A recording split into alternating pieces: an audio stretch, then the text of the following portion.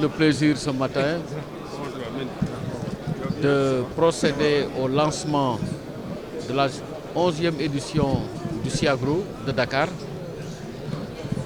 en compagnie de mon collègue le ministre Moustapha Lo Diatta et des représentants d'organisations professionnelles et interprofessionnelles. Et je dois aussi préciser que je parle au nom du ministre aussi de l'élevage et des productions animales qui n'a pu effectuer le déplacement compte tenu d'engagements gouvernementaux.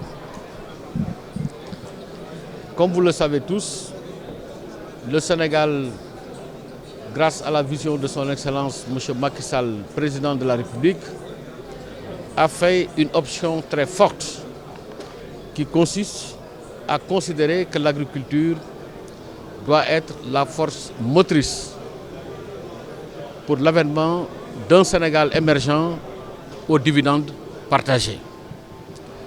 Et dans le cadre de la construction de cette agriculture forte, nous misons sur l'augmentation de la production, sur l'étalement de la production, sur la transformation de la production, mais aussi sur la conservation de la production.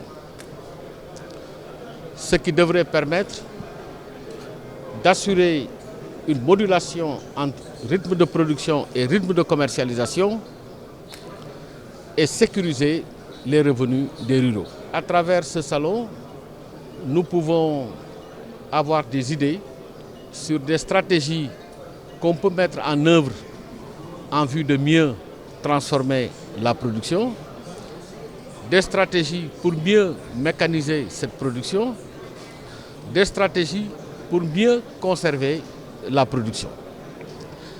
Et j'ose croire qu'après avoir vu tout cela, il y aura un partenariat bien pensé qui va se tisser entre les différents acteurs, partenariat qui va nous permettre de contribuer conséquemment à une transformation positive et durable de l'agriculture sénégalaise.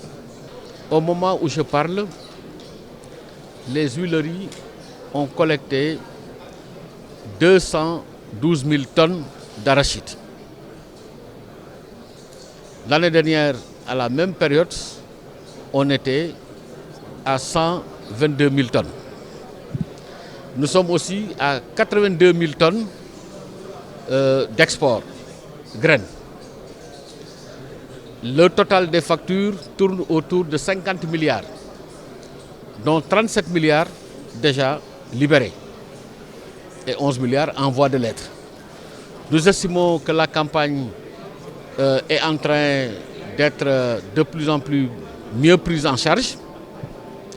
Nous ne sommes pas encore à la fin de la campagne de commercialisation et des financements conséquents sont déjà injectés.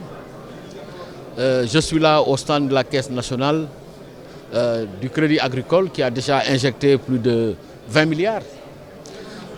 La BND aussi a injecté plus de 20 milliards.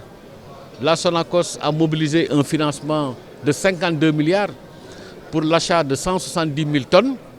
Et lorsqu'on s'est rendu compte que la production est abondante, des instructions ont été données par M. le Président de la République au département en charge de ce secteur pour que la Sonacos passe à 250 000 tonnes de collecte.